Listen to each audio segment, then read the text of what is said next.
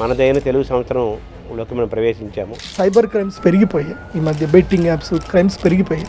ఇప్పుడు ఇది విశ్వావసు నామ సంవత్సరం. వసు అంటే అర్థం ఏంటంటే రేపు ఎలా ఉంటుందనే ఆలోచన అన్ని రకాల వాళ్ళకి, అన్ని వయసుల వాళ్ళకి ఉంటుంది కదా. అయితే ఈ సంవత్సరం ఒకటి ఏం జరుగుతుంది అని అంటే చాలా విశేషం. ఒకటి గుర్తుపెట్టుకోండి, మన తెలుగు రాష్ట్రాలు పరిస్థితి ఏ విధంగా ఉండబోతుంది ఈ సంవత్సరం. ఈ సంవత్సరం తెలుగు రాష్ట్రాల్లో నేను రైతులకు చెప్పేది ఏంటంటే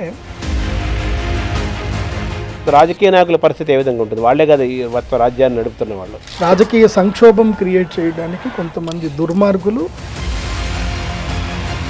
కానీ నేను చెప్పాను కదా విత్ ఇన్ 40 days జడ్జ్మెంట్ వచ్చేస్తుందని చెప్పాను కదా. ఇప్పుడు మేషంకి ప్లస్ మైనస్ ఏముంది? మేషానికి ప్లస్ లేవట్టి, వృషభంకి ప్లస్ మైనస్ ఎలా ఉంది? ఉద్యోగం చేస్తే మైనస్, వ్యాపారం చేస్తే ప్లస్. మిథునం నిమ్మకు నీరెత్తినట్టు ఉండండి, ఎవరు ఏదైనా రియాక్ట్ అవ్వకండి. సింహం చిన్న పానీపూరి బండి అయినా పెట్టండి. సింహరాశి వారు ఈ సంవత్సరం సింహం వేటాడాల్సిందే. మకర రాశి వారు ఈ సంవత్సరం అసలు పెళ్లి చేసుకోవాలి. తులారాశి వాళ్ళు కూడా ఉద్యోగాలు మానేయండి. అద్భుతంగా ఉంటుంది అన్నారు కదా ఈ సంవత్సరం. అదే అందుకే ఉద్యోగాలు మానేయమని చెప్పారు. 6 రాశులు నంబర్ 1లోనే ఉంటాయి. 6 రాశుల్లో 3 రాశులు నెగిటివ్ ఉంటాయి, కంప్లీట్గా నెగిటివ్. ప్రజలకు చెప్పేది ఏంటంటే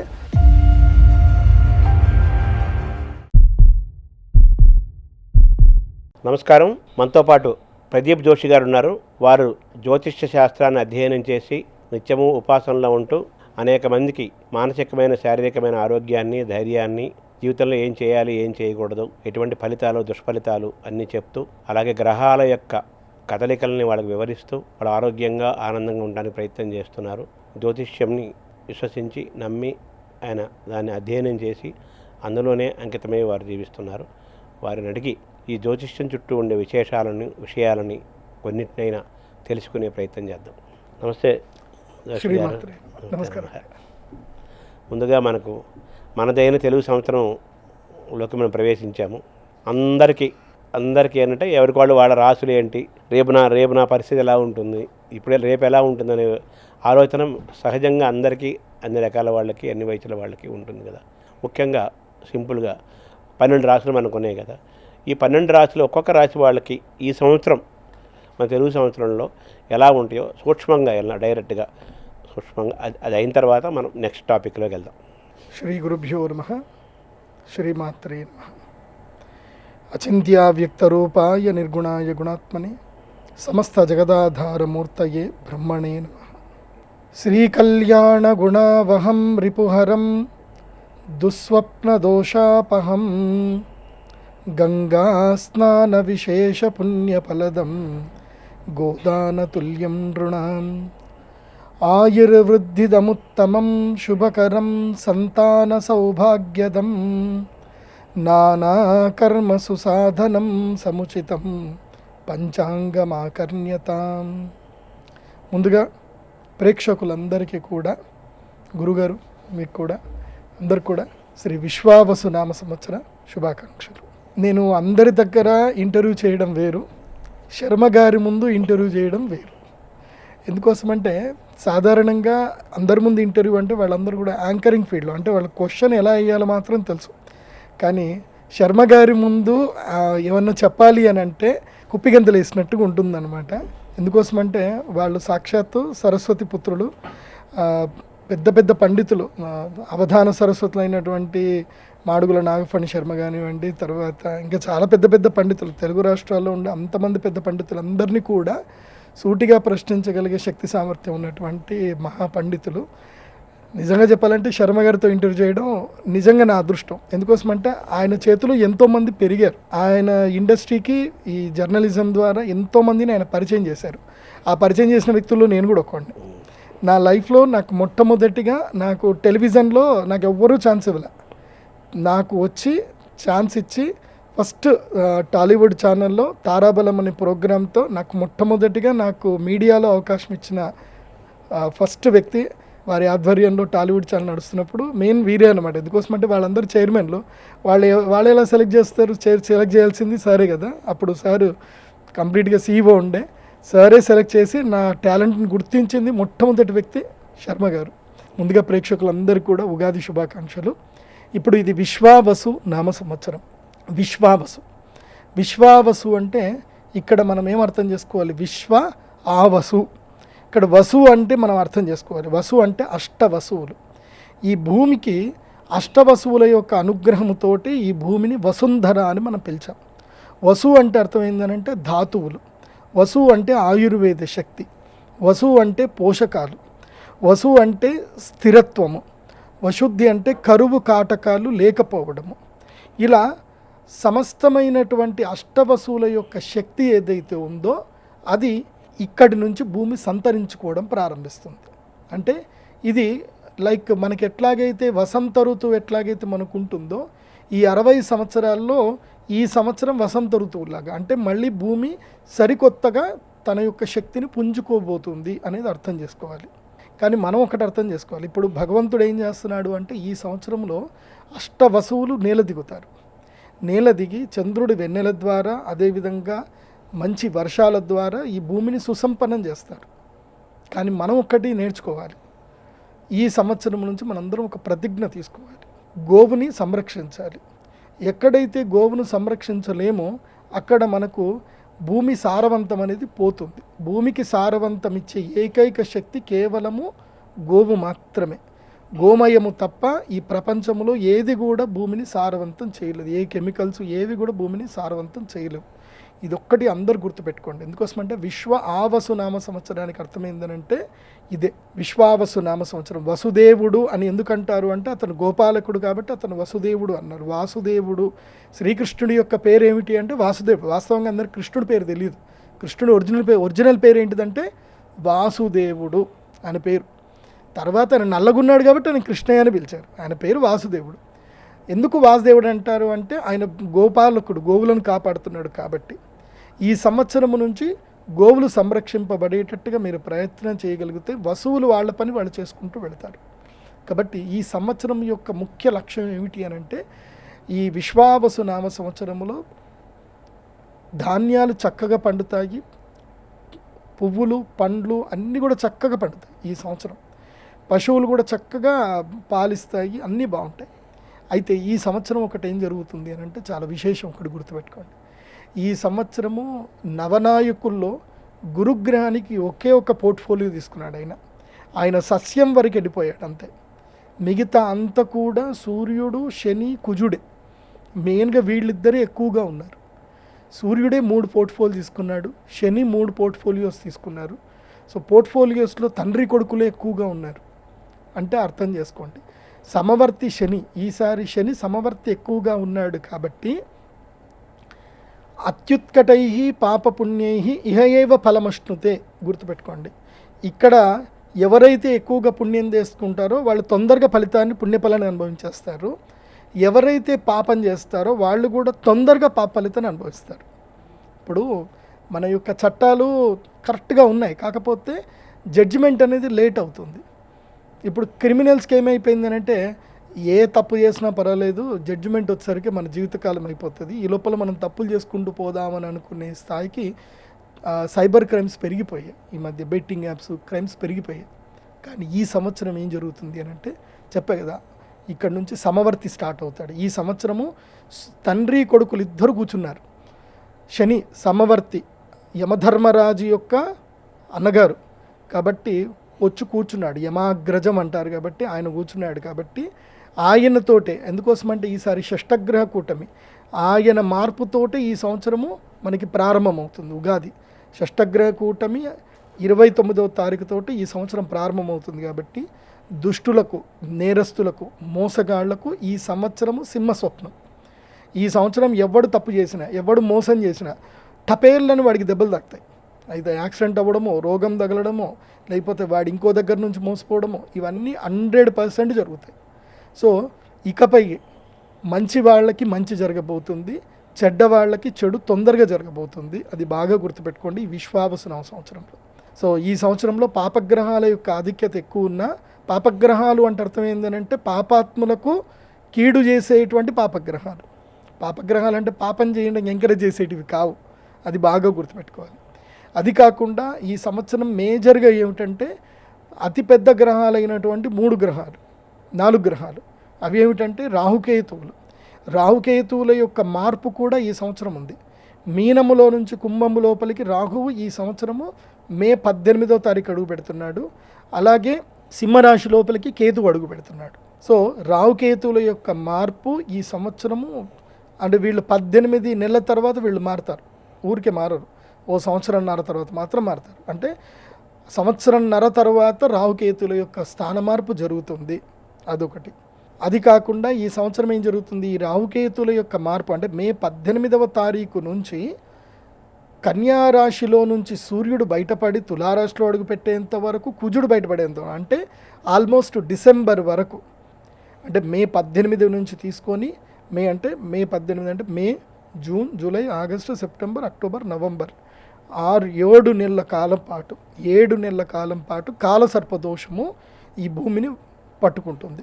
ఈ కాలసర్పదోష ప్రభావం వల్ల ఏం జరుగుతుందంటే ఎక్కడైతే అన్నదానాలు జరగవో, ఎక్కడైతే స్త్రీలని హింసిస్తారో, ఎక్కడైతే మారణ హోమం జరుగుతుంటుందో, ఎక్కడైతే మనిషికి మనిషి గౌరవించుకోరో అక్కడ క్షామం ఏర్పడుతుంది.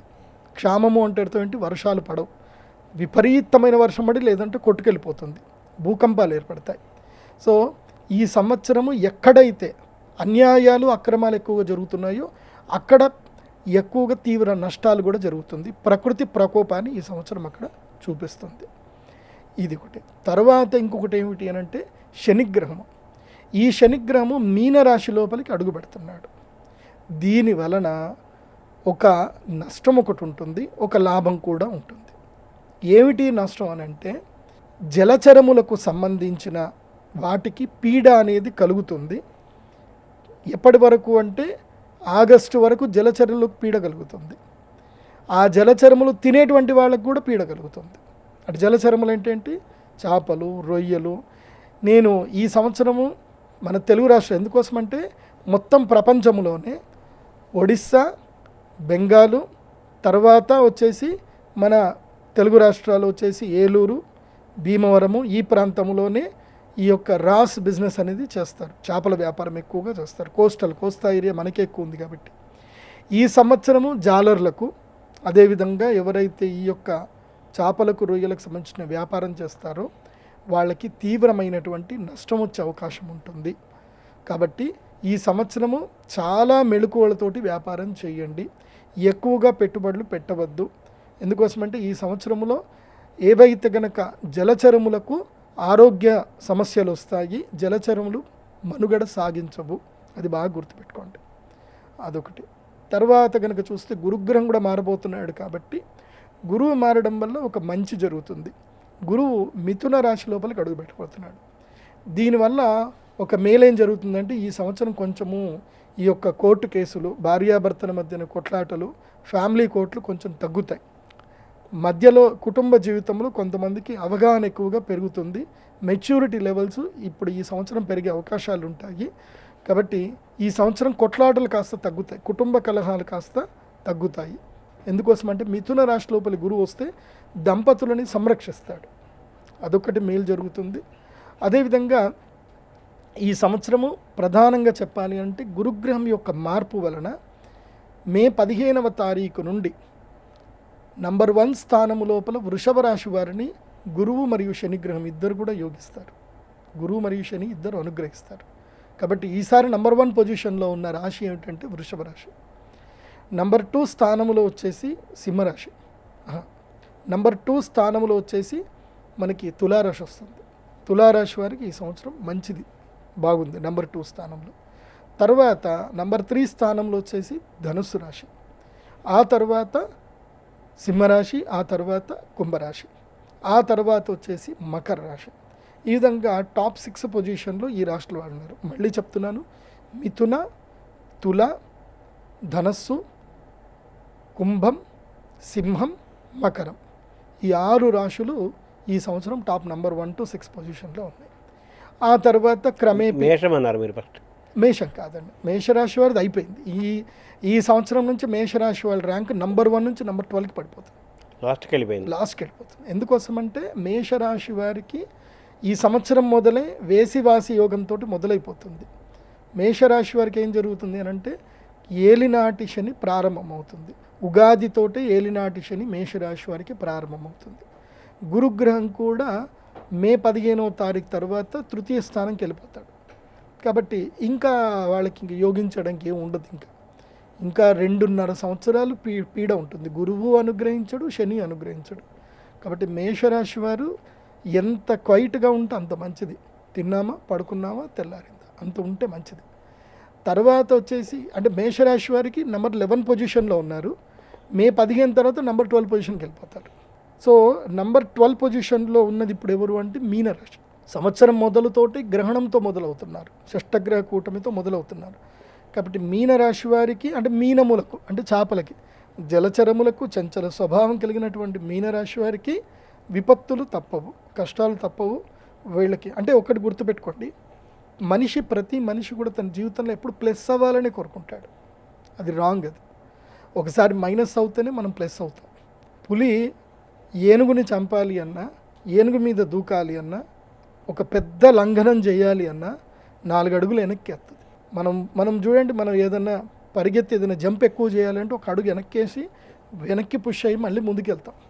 అట్లాగే నెగిటివ్ టైం రావడము అనే దాని మీద చాలామంది నెగిటివ్ కామెంట్ చేస్తారు, గురువుగారు భయపెట్టేస్తున్నారు అని కామెంట్స్ పెడతారు.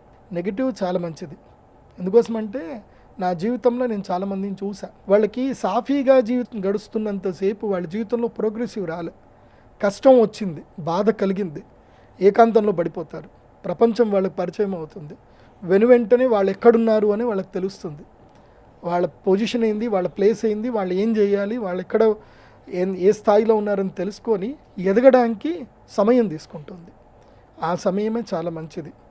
నేను అందుకే చెప్తాను, మనకి మంచి మిత్రుడు ఎవరు అంటే మనల్ని ఆపదల్లో కాపాడేటువంటి వాడు, అదేవిధంగా వ్యసనంలో కూడా మనల్ని ఏం చేసేటువంటి వాడు అంటే తిట్టేటువంటి వాడు.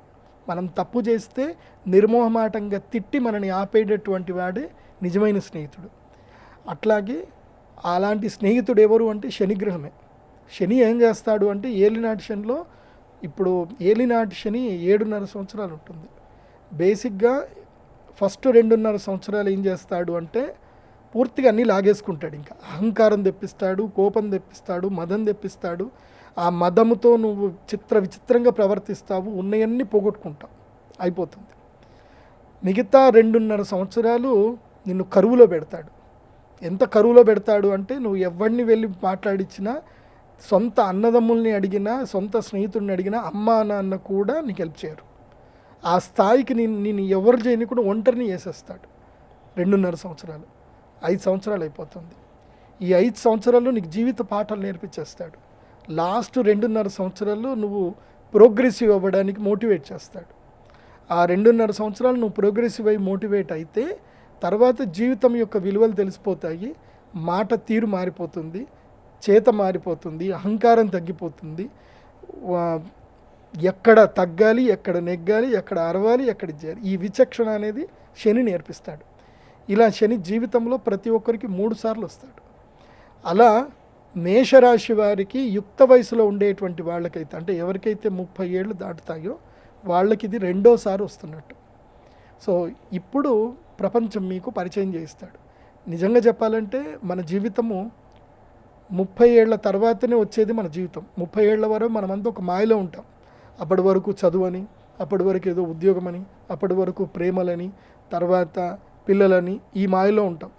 ప్రేమలు, పిల్లలు, కామము, ఆ క్షామము అన్నీ పోయిన తర్వాత మిగిలేది ఏముందిరా జీవితంలో ఏం సాధించామంటే ఏముండదు. అప్పుడు తెలుస్తుంది వాస్తవం, real life. So 30th year నుంచి 50th ఇయర్లోనే రియలిస్టిక్ లైఫ్ అనేది మనకు తెలిసేది. సో మాయ అంతా పోతుంది, జీవితం అంటే ఏంది అనేది అక్కడనే తెలుస్తుంది. అప్పటి వరకు ఏదో మాయలు ఉంటాం, అప్పటి వరకు అమ్మా నాన్న చూసుకుంటారు. 30 ఏళ్ళు దాటిన తర్వాత ఎవరు చూడరు. సో 30 ఏళ్ళ నుంచి 50 ఏళ్ల మధ్యన ఉండేటువంటి మేషరాశి వారికి ఇది గుణపాఠాలకు సంబంధించిన కాలం. కాబట్టి యాక్సెప్ట్ ద లైఫ్. నేను మేషరాశి వారికి చెప్పేది ఏంటంటే, మీరు గురుగారు ఏదో భయపెట్టించేస్తున్నారు, అయిపోయింది, ఈయనేదో చేసుకుందాం అనుకుంటే మీ మూర్ఖత్వం. లైఫ్ని ఇప్పుడు యాక్సెప్ట్ చేయడం నేర్చుకోండి మేషరాశి వారు. మీనరాశి వారు learn how to be the life, ఎలా ఓవర్కమ్ చేయాలి అనేది మీనరాశి వారు నేర్చుకోండి. మెయిన్ ఏంటంటే మీనరాశి వారికి ఇట్స్ టైమ్ టు క్రై. విపరీతంగా ఏడ్చేస్తారు, గుండెల మీద ఉంటాడు శని, ఏడిపించేస్తాడు. ఇష్టమైన వాళ్ళని దూరం చేస్తాడు, బాధపడతాడు. కాబట్టి మీనరాశి వారు ఓపికగా ఉండండి. ఎందుకోసమంటే ఉత్సవే వ్యసనే చైవ దుర్భిక్షే రాష్ట్ర విప్లవే సంగ్రామే సంకటశ్చైవ మిత్రం తం సముపార్జయేత్ అని శాస్త్రం చెప్తుంది. అంటే నీకు ఉత్సవం అంటే నీకు మంచి సమయంలోను కష్టములోను అన్ని సమయంలో ఉన్నవాడే నీకు మిత్రుడు. అది నీకు ఇప్పుడు తెలుస్తుంది. రియల్ ఫ్రెండ్ ఎవరో ఇప్పుడే తెలుస్తుంది. నీకు డబ్బులు ఉన్నప్పుడు నీతో తిరిగేవాడు నీ ఫ్రెండ్ కాదు. నీకు కష్టం వచ్చినా నీకు ఏ సమయంలో నీతో ఉండేవాడే ఫ్రెండ్. అందుకే మిత్రుణ్ణి ఆపదల్లో పరిశీలించాలి, భార్యని డబ్బులు లేనప్పుడు పరిశీలించాలి. నీ దగ్గర డబ్బు మొత్తం పోయినా కూడా నీతోటే ఉంది అనుకో, ఆవిడ నీకు నిజమైనటువంటి సహధర్మచారిణి. నీ దగ్గర డబ్బు లేదు ఇంకా అయిపోయింది అని నిన్ను వదిలేసి వేరే సంబంధాలు పెట్టుకుంది అని అంటే ఆవిడ నీకు నిజమైన ధర్మపత్ని కాదు అని అర్థం. సో ఒకవేళ ఇప్పుడు మీనరాశి వారికి కొన్ని అట్లాగే తెలుస్తాయి. ఎందుకోసమంటే జన్మక్షేత్రం లోపలికి శని వచ్చి రాగానే మనకి నిజరూపాలు చూపించేస్తాడు, కానీ తట్టుకునే శక్తి రావాలి. నిజరూపాలు కనిపిస్తాయి, మీ ఆత్మీయుల యొక్క నిజరూపాలు కనిపిస్తాయి మీనరాశి వారికి, కానీ అది నువ్వు తట్టుకోవాలి. చాలామందికి నిజం అంటే ఇష్టం, నిజం కావాలని కోరుకుంటారు, కానీ నిజాన్ని భరించలేరు కదండి. నిజాన్ని చేదుగా ఉంటుంది, నిజాన్ని భరించలేరు. ఇప్పుడు కుంభరాశి వారికి, మీనరాశి వారికి, మేషరాశి వారికి నిజాలు కనిపిస్తాయి, కానీ కర్ణ కఠోరంగా ఉంటాయి, భరించలేరు, ఏడ్చేస్తారు, కింద పడి గిలగిల కొట్టుకుంటారు. సో నేను చెప్పేది ఏంటంటే మీరు ఎంత విచక్షణతో ఎంత కంట్రోల్డ్గా ఉంటే మీ అందరికీ అంత మంచిది ఈ 3 రాశుల వారు. ఇంకా మిగతా రాశులు అంటారా, కర్కాటక రాశి వారు చెప్పుడు మాటలు వినడం తగ్గించుకోండి, స్వీయ నిర్ణయాల వైపు ముందుకు ప్రయాణం చేయండి కర్కాటక రాశి వారు. అదేవిధంగా కన్యా రాశి వారు బిజినెస్ టూర్లు ఎక్కువగా చేయండి, సరికొత్త వ్యాపారాల గురించి ఆలోచించండి. కన్యా రాశి వారు ఇంట్లో ఉండకూడదు. ఎప్పటి వరకు అంటే మే నుంచి మొదలు దసరా నవరాత్రులు మొదలయ్యేంత వరకు కన్యా రాశి వారు ఇంటి బయట ఎక్కువగా ఉండాలి. అన్ని బిజినెస్ టూర్లు ఎక్కువగా చేయండి కన్యా రాశి వారు. ఎందుకోసమంటే కన్యా రాశి వారికి 2 నెలల కాలం లక్ టైం ఉంది. కన్యా, వృశ్చికం, మకరం, కర్క ఈ రాశి వాళ్లకు ఒక 2 నెలల కాలం అదృష్టకాలం అయితే వస్తుంది. మెయిన్గా చెప్పాలంటే కర్క, మకర, వృశ్చిక రాశి వాళ్ళకు మాత్రం లక్కీయెస్ట్ టైం వస్తుంది. 2 నెలలు మాత్రమే వస్తుంది. ఆ 2 నెలల లోపల మీరు ఎస్టాబ్లిష్ అయిపోవాలి. బాగా గుర్తుపెట్టుకోండి. ఈ విశ్వావసు నామ సంవత్సరం మాత్రం 48 డేస్ డ్యూరేషన్ సమయం. నువ్వు మంచి చేసినా 45 రోజుల్లో నీకు తిరిగి కొట్టేస్తుంది, నువ్వు చెడు చేసినా 45 రోజుల్లో తిరిగి కొట్టేస్తుంది. అదే విశ్వావసు నామ సంవత్సరం యొక్క గొప్పతనం. ఇది బాగా గుర్తుపెట్టుకోండి. అంటే ఈ 12 రాశులు చెప్పారు కదా మీరు, 12 రాశులు 3 చెప్పారు. ఈ మొట్టమొదటి 3 రాశులు చాలా ఇబ్బందుల్లో ఉంటాయి, తర్వాత 3 రాశులు యావరేజ్గా ఉంటాయా? అవునండి, అంతే. తర్వాత 3 రాశులు ఇంకా కొంచెం తక్కువలో ఉంటాయా? అంటే నంబర్ 1 లాభ నష్టాలు కష్ట సుఖాలు నంబర్ 1లో అయితే కనుక చెప్పాను కదా సార్, 6 రాశులు నంబర్ 1లోనే ఉంటాయి. నంబర్ 1 to 6 6 రాశులు.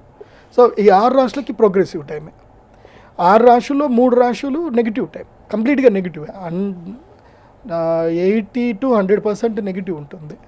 సో 50 to 70% పాజిటివ్లో నెగిటివ్లో ఉంటారు. సో వాళ్ళు ఎవరు అంటే చెప్పా కదా, కన్య, కర్క, తర్వాత వచ్చేసి ఈ మకర రాశి వాళ్ళు, వృశ్చిక రాశి. అవన్నీ బాగుంటాయి. తులాకు సూపర్ ఉంది సార్, తులా మారిపోతుంది, తులా రాశి జీవితం మారిపోతుంది. చెప్పే కదా, వృషభ, తుల, ధనస్సు వీళ్ళు టాప్ పొజిషన్లో ఉంటారు. లాస్ట్ 3 అవి. తర్వాత మకర, కుంభ, తర్వాత వచ్చేసి సింహ, వీళ్ళు కూడా నెక్స్ట్ 3 పొజిషన్లో ఉంటారు. సమాన పరిస్థితులు చూస్తే మన తెలుగు రాష్ట్రాలు పరిస్థితి ఏ విధంగా ఉండబోతుంది ఈ సంవత్సరం తెలుగు రాష్ట్రాల్లో నేను రైతులకు చెప్పేది ఏంటంటే కూరగాయల మీద ఎక్కువగా కాన్సన్ట్రేషన్ చేయండి. ఈసారి పంటలు అయితే అద్భుతంగా పండుతాయి. అయితే ఈ సంవత్సరం వర్షాకాలం వరకు ఓకే, ఆ తర్వాత మాత్రం ఆరుతడి పంటల మీద ఎక్కువ కాన్సన్ట్రేషన్ చేయండి. వర్షాధార పంటల మీద మాత్రం డిపెండ్ అవ్వకూడదు. ఎందుకోసమంటే ఈ సంవత్సరం కాస్త వర్షాలు తక్కువగా ఉన్నాయి. అంటే పడతాయి, మంచిగానే పడతాయి. మన అదృష్టవశాత్తు మనకి అన్ని వనరులు అయితే అన్నీ ఉన్నాయి, మనకి డ్యాములు అయితే అన్నీ నిండుతాయి, చెరువులు డ్యాములు అయితే అన్నీ నిండుతాయి. కాకపోతే అవి మనకి అందడానికి మాత్రం సరిపడవు. కాబట్టి ఈసారి ఖరీఫ్ మాత్రం చాలా జాగ్రత్తగా చూసుకోండి, కూరగాయల మీద ఎక్కువ కాన్సన్ట్రేషన్ చేయండి. సో వ్యాపారవేత్తలు, రాజకీయ నాయకులు, ఉద్యోగస్తులు, విద్యార్థులు, మామూలుగా గృహ జీవితం గడిపే గృహిణులు మామూలు వాళ్ళు ఉంటారు కదా, వీళ్ళ పరిస్థితి ఏ విధంగా ఉంటుంది తెలుగు రాష్ట్రాల్లో ముఖ్యంగా? మీ సమిష్టిగా అడుగుతున్నారు కానీ ఎవరిది వాళ్ళకే ఉంటుందండి. ఇండివిజువల్ రాశి ఫలాల ప్రకారం ఉంటుంది. ఇప్పుడు అందరికీ ఒకే రకమైన వ్యాపారం కలిసి వస్తుందని నమ్మకం లేదు. అవును, ఇప్పుడు మనం రోడ్డు మీద ప్లైవుడ్ షాపులు 4 ఉంటాయి, కానీ అందరికీ కౌంటర్ ఒకటే ఉండదు. వాడి జాతకం ఇండివిజువల్ జాతకం ఉంటుంది. ఎవరి జాతకం ఇందాక రాసి చెప్పారు, ఆయా రాశుల వాళ్ళ ఫలితాలు ఆయా రంగాల వాళ్ళకి ఆయా వయసుల వాళ్ళకి అందరికీ వర్తిస్తాయి. కాకపోతే ఈ సంవత్సరం ఒక్కటేందంటే రైతులకు లాభం. ఈ సంవత్సరం రైతులకు మాత్రం లాభదాయకం ఉంటుంది. రాజకీయ నాయకుల పరిస్థితి ఏ విధంగా ఉంటుంది? వాళ్ళే కదా ఈ మొత్తం రాజ్యాన్ని నడుపుతున్న వాళ్ళు, వాళ్ళది ఎలా ఉంటుంది తెలుగు రాష్ట్రాల్లో? ఏముండదండి, పొలిటికల్ డ్రామాస్ అయితే నడుస్తూనే ఉంటాయి. కానీ ఈ సంవత్సరంలో మాత్రం ఈ యొక్క మత కలహాలు ఎక్కువగా పెరుగుతాయి. మత కలహాలు మాత్రం ఉంటాయి. రాజకీయ సంక్షోభం క్రియేట్ చేయడానికి కొంతమంది దుర్మార్గులు మత కలహాలను అయితే కావాలని సృష్టిస్తారు. కానీ నేను చెప్పాను కదా, వితిన్ 40 days జడ్జ్మెంట్ వచ్చేస్తుందని చెప్పాను కదా, ఎక్కడిదక్కడ సెటిల్ అయిపోతుంది కానీ జరగదు. నేను ఒకటి ప్రజలకు చెప్పేది ఏంటంటే, రూమర్స్ నమ్మకండి. మతాలని రెచ్చగొట్టి ఎంజాయ్ చేసేవాడు పైన ఉంటాడు, వాడు మాత్రం వాళ్ళు ఇద్దరు ముచ్చట పెట్టుకుంటారు, డార్క్ రూమ్లో మందేస్తారు, కానీ మనల్ని రెచ్చగొడతారు. కాబట్టి రూమర్స్ అస్సలు నమ్మకండి. మతాల చిచ్చు జోలికి ఏ జనాలు వెళ్ళకండి. ఈ మంచి వాళ్ళకి ఈ సంవత్సరం అంతా మంచి జరుగుతుంది, ఉంటుంది. చెడ్డవాళ్ళందరికీ పనిష్మెంట్ ఉంటుంది. వరాలు శాపాలు వాళ్ళ వాళ్ళ వాళ్ళ మనస్తత్వము వాళ్ళ ధర్మము అధర్మం మీద ఆధారపడటానికి ఎక్కువ అవకాశం ఉన్న సంవత్సరం ఇది. అంతే కదా, ఒక వాక్యంలో చెప్పాలంటే విశ్వావసు నామ సంవత్సరంలో 100%. ఎందుకోసమంటే రాజైనటువంటి సూర్యుడు గ్రహరాజు, అవును, ఆయన్నే రాజయ్యాడు. కాబట్టి ఇంకా రాజకీయము లోపల సూర్యుని మించినటువంటి వాడు ఉండడు. అందుకోసమంటే రాజకీయ యోగం రావాలి అన్నా, ప్రభుత్వం నడిపించాలన్నా జాతకంలో సూర్యుడు బాగుండాలి. సూర్యుడు బాగా ఉంటేనే జరుగుతుంది. కాబట్టి సూర్యుడు ఈసారి రాజయ్యాడు కాబట్టి పరిపాలన అద్భుతంగా ఉంటుంది ఈసారి. ఇప్పుడు మేషంకి ప్లస్ మైనస్ ఏముంది ఈ సంవత్సరం? మేషానికి ప్లస్ లేవండి ఈ సంవత్సరం, అంతా మైనసే. అంటే నెగిటివ్స్ ఎక్కువగా ఉన్నాయి. ప్లస్ అంటే ఏం లేదు, జీవితం కంటికి కనబడ్డమే ప్లస్, వాస్తవాలు కనబడ్డమే ప్లస్. దాన్ని యాక్సెప్ట్ చేయగలిగితే ప్లస్, యాక్సెప్ట్ చేయకుండా బాధపడిపోయి ఏదో అయిపోయింది అని చెప్పి బాధపడితే మాత్రం, కింద పడిపోతే మాత్రం మైనస్. అలాగే వృషభంకి ప్లస్ మైనస్ ఎలా ఉంది? వృషభానికి ఉద్యోగం మానేయాలి, ఉద్యోగం చేస్తే మైనస్, వ్యాపారం చేస్తే ప్లస్. Very good. మిథునం నిమ్మకు నీరెత్తినట్టు ఉండండి. ఎవరు ఏదైనా రియాక్ట్ అవ్వకండి, ఓకే నీ ఇష్టం అని చెప్పండి. అహంకారం పూర్తిగా వదిలేయండి. కర్కాటకం సొంత నిర్ణయాలు తీసుకోండి, వ్యాపారాలు చేయండి, ముఖ్యంగా మార్కెటింగ్ వైపు ఎక్కువగా కాన్సన్ట్రేషన్ చేయండి, కొత్త కోర్సులు నేర్చుకోండి. Very good. సింహరాశి వారు ఎవడి చేతి కింద పని చేయకండి. చిన్న పానీపూరి బండి అయినా పెట్టండి, 50,000తో పెట్టుబడి అయినా చేయండి, రూపాయి పెట్టుబడి లేకున్నా సరే ఏదైనా పని చేయండి, కానీ వ్యాపారమే చేయండి. సింహరాశి వారు ఈ సంవత్సరం సింహం వేటాడాల్సిందే. కన్యా రీసెర్చ్ చేయండి, టూర్లు ఎక్కువగా తిరగండి, రీసెర్చ్ చేయండి, బిజినెస్ అనాలిసిస్ చూడండి, సరికొత్త వ్యాపారాలకి శ్రీకారం చుట్టండి దసరాకి. తులా వాళ్ళు ఆరోగ్యాన్ని జాగ్రత్తగా చూసుకోండి. భార్యాభర్తలు కూడా అన్యోన్యతను మధ్యలో ఎక్కువగా చూసుకోండి. అండ్ వన్ మోర్ ఏంటంటే బిజినెస్ తప్పకుండా చేయండి. తులారాశి వాళ్ళు కూడా ఉద్యోగాలు మానేయండి. చాలిన శాలరీ ఉంటే ఉద్యోగాలు మానేయండి. తులా అద్భుతంగా ఉంటుంది అన్నారు కదా ఈ సంవత్సరం. అదే అందుకే ఉద్యోగాలు మానేయమని చెప్తా. అద్భుతంగా ఉన్నప్పుడు వ్యాపారం చేయాలి. ఉద్యోగం చేస్తే నీ అదృష్టం కాస్త నీ ఓనర్కి వెళ్ళిపోతుంది, నీ శాలరీ మాత్రం వస్తుంది కానీ నీ ఓనర్కి నీ అదృష్టం పోతుంది. స్వయం కృషితో అతను ప్రతిభ వాడుకోవాలి. అంతే పైకి రావాల్సిందే. వృశ్చిక రాశి వారు ఈ సంవత్సరం ఎక్కువగా భూములు కొనండి, రుణాలు ఎక్కువగా చేసుకోండి, 2 వీలర్స్ మాత్రం నడిపించొద్దు, పిల్లల ఆరోగ్యం పట్ల అప్రమత్తంగా ఉండండి. ధనుసు రాశి వారు వ్యాపారం చేయండి, అహంకారం తగ్గించుకోండి, అందరికీ మీ సీక్రెట్లన్నీ చెప్పేయకండి, మీ యొక్క సక్సెసే మాట్లాడాలి తప్ప మీరెవరితో ఎక్కువగా మాట్లాడకూడదు. ఎంత మౌనంగా ఉంటే ధనుసుకు అంత మంచిది. మకరం పట్టిందల్లా బంగారం. అయితే మిథ్యా మోహములో మాయలో ఇరుక్కోకండి. మకర రాశి వారు ఈ సంవత్సరం అసలు పెళ్లి చేసుకోకండి. కుంభరాశి వారు నిమ్మకు నీరెత్తినట్టు ఉండండి. తిన్నామా పడుకున్నామా తెల్లారిందా, ఎంత పని చేసామా ఎంత చూసుకున్నామా ఇంతే చేయండి. అప్పులు సాధ్యమైనంతకు తీర్చే ప్రయత్నం చేయండి. నిల్వలేం చేయకండి, డబ్బు నేను నిలబెట్టకండి. ఉన్నదున్నంత ఉన్నదున్నట్టుగా అప్పులన్నీ తీర్చేయండి, క్లియర్ చేసుకోండి. మీనరాశి వారు తీర్థయాత్రలు చేయండి, దైవధ్యానం చేయండి, యోగా చేయండి, ప్రాణాయామం చేయండి. ఎవ్వరికి మీ సీక్రెట్స్ చెప్పకండి. ఎంత దుఃఖం ఉన్నా, ఎంత బాధ ఉన్నా ఎవ్వరికి చెప్పకండి. ముఖ్యంగా సైబర్ మోసాలకి జోలికి వెళ్ళొద్దు, కొత్త పెట్టుబడులు పెట్టొద్దు, మీ నీడను కూడా మీరు నమ్మొద్దు. Thank you. నమస్కారం. శ్రీమాత.